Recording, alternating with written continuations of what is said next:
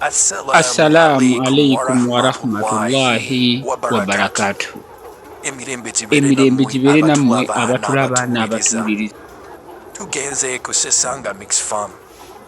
Era tukyalimu The Chicken Talk tuyingidde episode yaffe eyasatu mu mwenda. Leero tugenda kwogera ku karungo. Ntegeeza ki bwe ŋŋamba akarungo?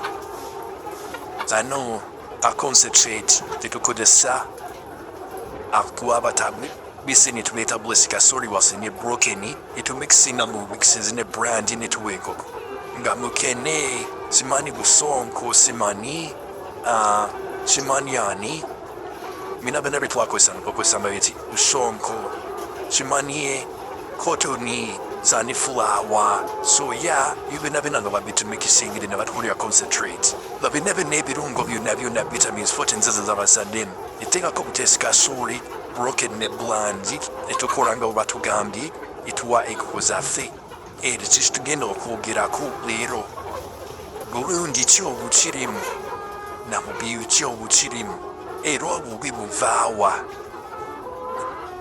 n'obulungi buliwa nawo bwe twagala gavumenti yaffe ekitutereerezeemu kuba n'abasajja abaguleeta waba etabatereezamu ne bareguleetinga munnayuganda yafiirwa ate nga ffe tusasula shirigiyakufu ku miwendo gye batugamba egirinnye obulinni egitaka lora ne bwegenda waggulu ne bayongeza wiiki lwa guno omwezi tebassa ne bwe bayasse tasigalayo ku bbeeyi ne basigala nga bafuna amagoba singa tufiirizibwa abalunzi abalimi abalunda obukoko bwaffe ate ffe obukoko bwaffe ne bajja ne batugereka nabo kuko ate nga tugatwaga atunda enkoko emitwalo 22,000 mwagala tuwa gumu 82 ng'ate akalumbu bo bane abaakongeza tebassa tubagamba nti dola eri waggulu nti dola yakka naye bano kampani zino ennene ezzamu abali mu gavumenti nammwe abazina mu shares bannanyini baazo mwe temussaako temufiiriza munnayuganda waliwo tteekereba regulatinga nti leero mwalinisiza kati musse kulina ekibiina ekyo oba minisitule of agriculture si ye batwala minisitule kyetwala abantu bino ya bulimi ya buluuzi ya makolero ya leba yaki twagala kutegeera lulayo bwerimya nekka bana ab'obubungu bwe mwaleeta mu import ne export tebabussa lwaki kyokka ffe tusigala ejjulika enkoko ekka etulera mutugula gumuka mutwalo entula gumubi bina mutugula kenda obukinya mutiga mutuwa kakaba naye enkoko eyawulako akalumbu keerya kibuuzo eyawula gyeri emmere nti oba kati bweba ekuze badirikeredde ebayalidde emmere yanjawulo enkoko eyo esigala eri emmere yemu yebeeyi takka ifa mu ezo companies abano abatufuga ze batabuligiletinze emisolo gye bataddeyo babiraba wa companies abo tuva tulabiteekawo ffe ne tufiirizibwa bo ne bagamba obulimi lwakuba nti bafuna byabwereere bafuna abakozi babwereere abajamu basajja baffe bituliisa abasibe baffe bituliisa bennyini be bajamu ne bakozesa ku faamu zaabwe ne bafuna ettaka lya bwereere fakiti ezo ziba ziwala zijja gavumenti zeewaka entiniika ezo ezimanyikidwa nga ziringa nga ddambi baziraba nga bifaananyi ku bigambo omutwalo bazoogerera ku bigambo omutwalo okusaba bululu netezikula bifaananyi ne budisama nga namuli butamuwasire takola ki tanyi kusayiningira bwogende bakole akeneddezo ino omusasula n'amazzi n'ogagula nomuli ku ki ebyo bigambo mutulekerawo ebigambo ebakwatirako nina bwepaffe nadyogerako ebigambo inakola computers nakakampainingerako kuba abantu milioni 3 bwekakamu computers ka miliyoni 2 nakafuninaku donation the mp nedda tumanyi ekiri emabega wa bino ebintu lwaki emiwendo tegika egy'akalungu nga dedorese nga neinputs bazisaza nali ate ebintu byabwe gatamugamba tebisasula musulu lwaki bano bo basigala bakyatunyunyuta balina amateeka ke balina batwogere ku number 1 akalungu enkozesa yaako eri etya bino bizebuzi naye enkozesa y'akalungu kyeŋŋenda okwogerako ekikulu enkozesa y'akalungu tugikozesa tutya akalungu ako kalungi kampani ezo tuzeebaza mwebale nnyo mwebayire ddala era mwaleeta ekintu ekirungi etekinologi omulungi naye okusomesa abantu ba wansi mu kyalo akalungu ako mukasuubuza amaduuka mwe kampani ennene mwina mbandete sensitizinga abantu mwasaba proposals mukalete ku market companies ameziri certified naye sensitization ku maduuka de muguza nebe mukaguza neba agenti bamu zituusiwa kuba abantu b'omu byalo be mukaguza mu kiro aba agenti bamu balina obuduuka mu byalo akwata akasawa kaka kiro 5 akakiro ekikumi k'omuguziza n'akatematema mu kilos asobosesa omuntu wa wansi ayina enkoko z'entini naye okuliisa enkoko ze kintu kirungi nnyo kintu kya mutindo kintu kiwa emirimu bannayuganda naye tukiregulating tukitekeko amateeka kireme ate kwonoona ababbi baleme kiyingiramu babbe abalimi nga bwe batukola kati akalungo ako bwe batuuka eri bapima kiro ezitawera bayongeramu ebyabwe nitusigala nga wakabasedde Webula yalimye tuwakasizza ate naffe twagala kababula kolayisi mu byalo kwatulina obukoko waffe Obuganda obuti nti tulina mmere fe abalimi tw'omukyalo tusogera ku balimi bali bagagga nze niera mulaba ennyama yange amajiga ne ze nzija wansi ndi ku muntu wa wansi muliisa ekirungi mbwe kiraasi mbwe afuna amaani siri ku bali abagagga bali bwe tubaguza love bali batu exporting abwe tubaguza zino kampani zawabu fe omuntu waffe wa wansi asasula omusolo ate yali obubi fe basesa nga mixed farm sesa nga family business wetudze nga tulimye twetegese ne tubunda tuzze kati katale tubawe mutuwagire na naffe bwe tubawe ekirungi ekigasa bw'omanyi enkoko gy'olya kebaadisaze nga nfu kebaadisaze nga ndwadde embuzi gy'olya ennyama kebaadisaze nga nfu kebaadisaze nga ndwadde ze faamu zaffe ziri open kasita booking yange ojja ku mulyango buli kimu nga bw'okiraba ku vidiyo ku tiktok bwe kiri situtega kamera kyokka onaba vidiyo zaffe oziraba za njawulo ne kamera zifaanana nga bw'oziraba nga bwe biri kuwaffe tuli balimu tuba tulina okwevugunga mu ttaka tulina bwemambanyira kutega kamera simanyi ntukuze simanyi ate nze ndi mulimi nze niyevuluga mu ttaka enkuba neesangayo ntuuya n'omusala ne gunzigwerako nigufuuka n'omunnyo n'entambula nampunya mpaka bwe nnaaba naye ate ndi mulimi ayeekoledde ayinako eyeekolera guli kyasigala eyajadima omulimi bw'oyagala muyisaamu amaaso omulimi wanjawulo omulimi musabi nabagamba yasala nte nga wa akitingirawo tuddeyo akalungo kano abakozi baffe bana basajja bakatuze mu kiro bakagwezesha amaduwa gatuze mu kiro batuwadde quantities ezitawera kikisooka ke tulina badirediretis tunabakasa nti ziwera nowene n'ebigambo ebatugamba abakulembeze baffe kuntandikwa ndikuwamu ebitungi kati tukakasa ate nti akamugono ke batuwadde kawera okuggyako gw'omulimi nze nannyini nga tutandise okukakasa okukebera nitupima kite batuwadde mu kasawo naddala ye quantity erimu ye quality erimu kiro z'embuzi zeezo na zino companies ezikaleeta mutuyigiriza okakozesa mukimanyi nti bwe tukalungamu obubi kakola overdose zikalwaza enkoko zaffe ne tuzijanjaba nga ziwala ebirwadde ebitawera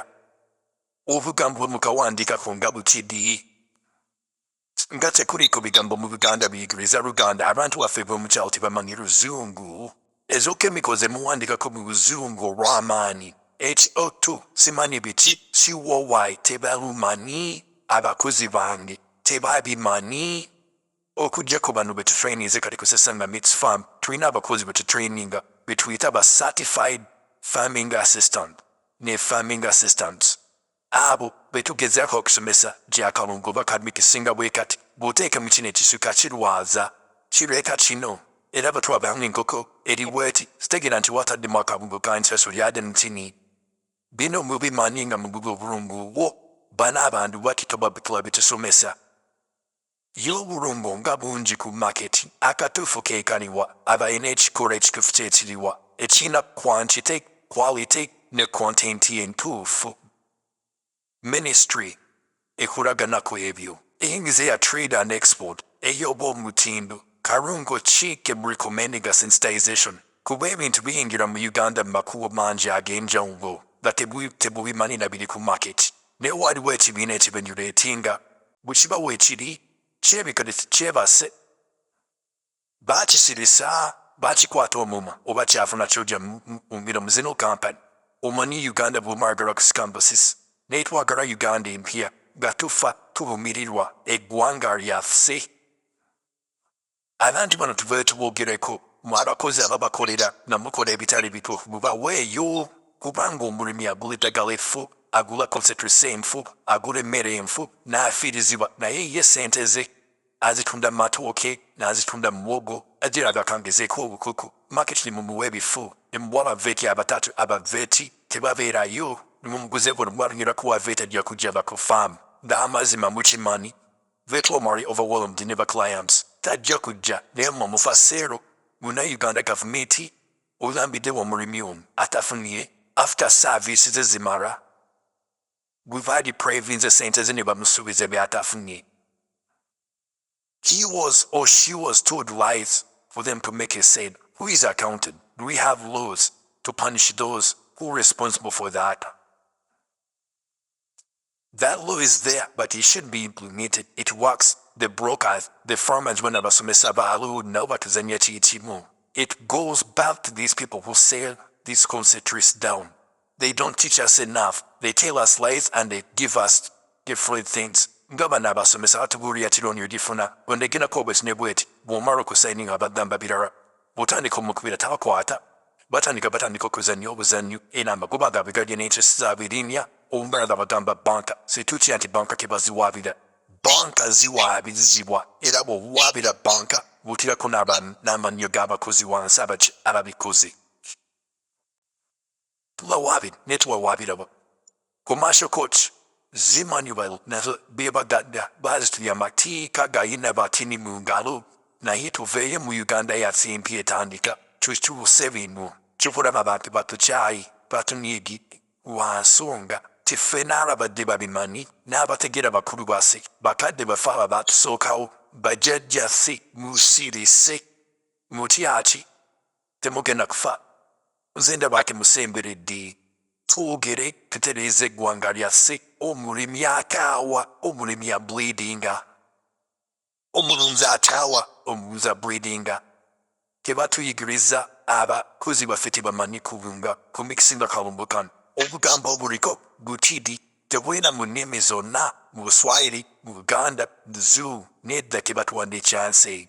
Kati ffe bannannyini abakozi tulina obayigiriza. Tutyama ne tubeera ku faamu buli kaseera tukolera remotely. Tubeera Bulaaya naye twagala okukyusa eggwanga lyaffe ne ssente ze tukoze Bulaaya katuzinvestinga ebintu ebirungi mu ggwanga lyaffe naye amateeka n'abantu bano ne banaabadde okugrawudi mu abali mu gavumenti temutuyambyeko oba mugenda tuyambira wa.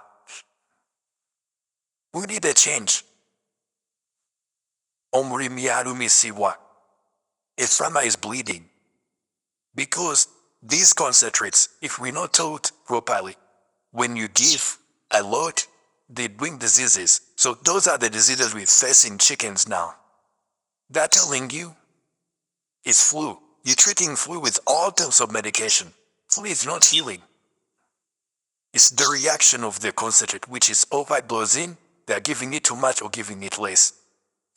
And is that concentrate the one we label with the chickens you bought from a breeder you chose?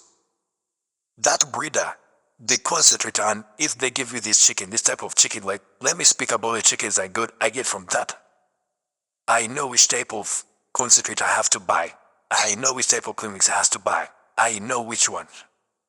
In consideration, please note, in consideration for the breeder who gave me those chicken. She's a high recommendation. I'll go back to that breeder now and then, cause them in case of any challenges I find with their chicken. But does that happen to Ugandan local breeders or those investors whom they gave a right to breed for us when the citizens are not saying how to breed? Are we gonna learn how to be breadwinners, or we're gonna be fed all the time when we're being ripped? We should know which type of consequences in here.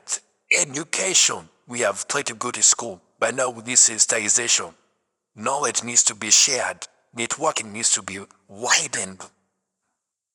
Not narrowed like how they are cutting internet and moving internet. That's now narrowing it. We should widen it.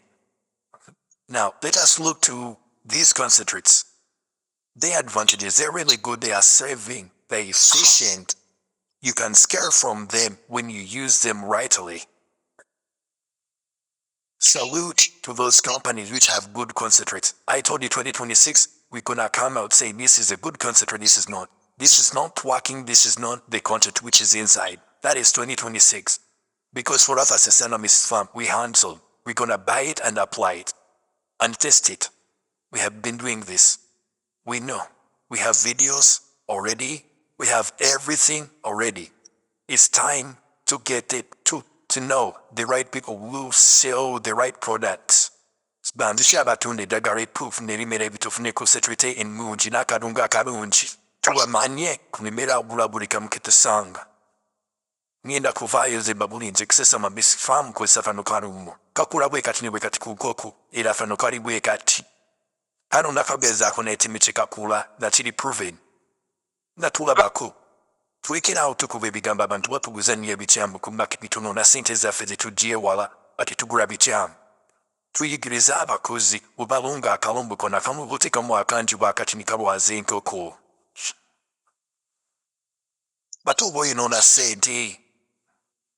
Ate nga magye tegagenda kulinnya ne kutegenda kuyingira bbeeyi nga bw'osuubira kitegeeza okola luusi directly. Kyobula bujja kugamba nti obulimbi, obulimi temulimu ssente naye tebulimu ssente lwakuba tomanyi kyakkola. Following oyiga ekyokukola, obulimu bw'okola ebituufu n'okyusa modern techniques nga bwe mbasomesa bwengezaako bandama mu chicken stock, mu maize stock ne mu goat stock, tuyinza ofuna mu bulimi, tujja funa mu bulimi. Kuba ensi yaffe eyimiriddewo ku bulimi etaha tulina eggimu, lwaki nedda, kafina twazaalibwa bumu, dab, naked and speechless. Why others? Twogereko ku disadvantages. Tugenda kwogera ku disadvantages ziva mu kalungu kan, ziva ku bwe boosinga na nini farm. Bukayaavu bwo, butafaayo bwo, negligence yo, ku business yo, si kuya mulala. Kyova olaba akalungu kano akalungi kavukola ebibi nga gwe okagayaliridde tosomye oba akagamba kakozesa. Tofuddeyo kumanya ku ki gokozo zikozesa kalungu ki.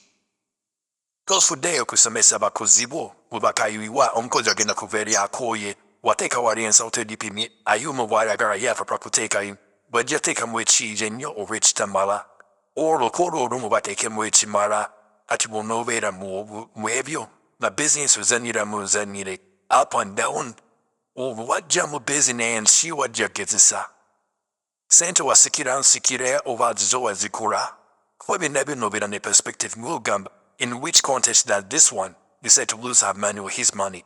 You have to have a contest in where you're losing your money.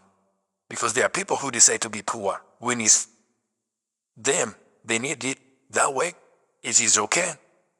There are those people who need to change and strive. There are those people who are born rich when they are working from day one, they're hard working. We all choose these paths. Na yaba akalungu, companies akalungu tuddeyo tusomesa abantu. Bakakozesa batya kalwaze gokoza ne bambula eddagala.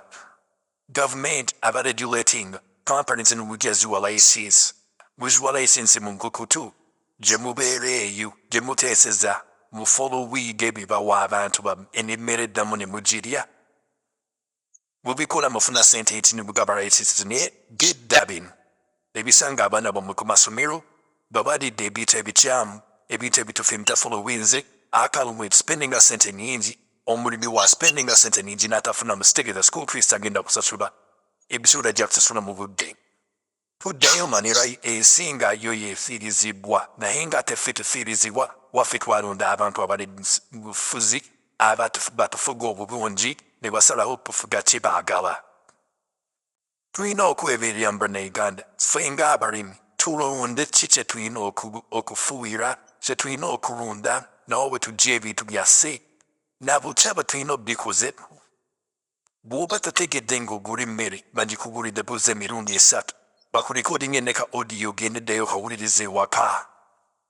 Bannange ntekemu ebijiko 5, wano ntekemu 6, wano ntekemu 7, wano batali ntekemu bweziti kilo, ntekemu kilo bweziti, wano ntekemu kilo bweziti. Ofune audio ne mu kitabo. Odeo somisaba kuz utekono mulana balaba. Oso kobere na one wiki nga baka mikisinga. Olabe, chovura kusesa na mix farm. Tuwa tu mixing imetni mixing arumwe yumwezi we a week. Stek kamera vera one ba mixing radi bunaba kuze ode tu mixinga. Around to kumi, it with you parking out and stick a Mr. Japanese as you come up with one million ways of our exhibit of a satu yin. Buritimone aura kimejini kudesa. Kwatwa aura buritimeru e nacherunda, nemere gaba. Specialization of work na basomesa, nuunjinyo nemuburimi. Tugenda kwogera ku prices nazo good kids work fitting on it dura rate. Mukarumbo kanumba tibanaba mitibadde ne batukenderezaako ne batusalirako. Ne bakozesa amateeka ga Uganda agaliwo okutubbakuba kawafe valinga. Ne bwe twateeka mu buyinza tebafuddeyo kutwala abasajja bano. Bayinvesta n'abatali bayinvesta oba tuyipinga off makefe banansi kufiitizibwa. Buli kaseera tenga emmere gye tuliisa abaana baffe abagenda okuza ensi yaffe Uganda ogissa mu maaso. Akalombo kano kalina buzibu ki obulala bwe bulaba? Sikambuka akufuna. Watching number sikanjika akufuna na toba mabuka buli gon. Sabe. Kabe. Ate kabula. Sa contouring wa import and export. Warwa mutuka kontena tezizi chene yagadoba ka chene galaudi. Oro meziko umurobo muramba.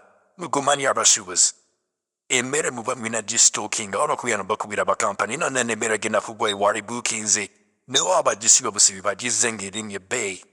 Kubate twina mateka, regulating a demand and supply mu Uganda, obyasiba nemere jaina. Nemugama ajiteri wakutena azikutene nari nisamwe 12, edamona ajitanenge mere yimkiye diakiri aringa Christ, miwarai. Nasigala okuba ugimu na Uganda finitus firiziwa, omutu wa wansani ya muyamba. Who is gonna help us with this company to kuzikuvuna ratusiidwa? Twaba bunzi tufuna sente intini. Arezino company brebamba zengira kora medic.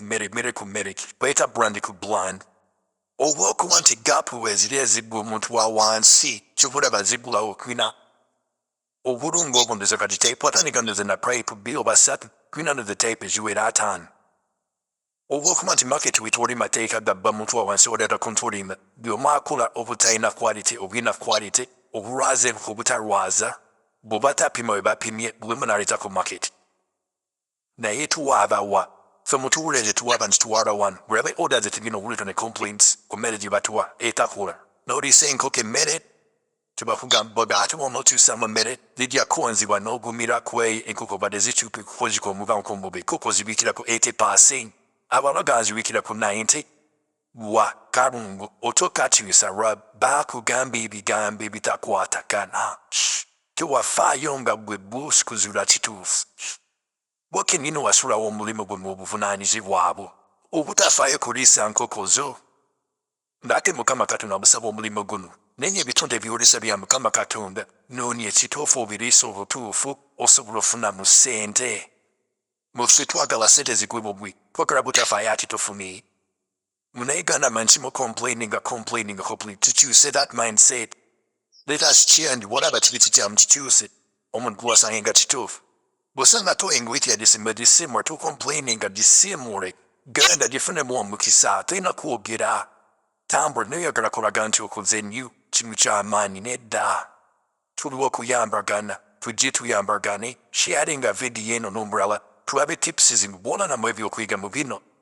Mulaba woino tumoenyeri isu, wokan ramu muvuza jogura, shituofu ebe chimachitufu yongiro babureko, murimu company nunye zikure chirunje Uganda ganskura chitufu. Na yingari tuzima nenge zisingo kurebi bize ninjija zisingo kwiranga.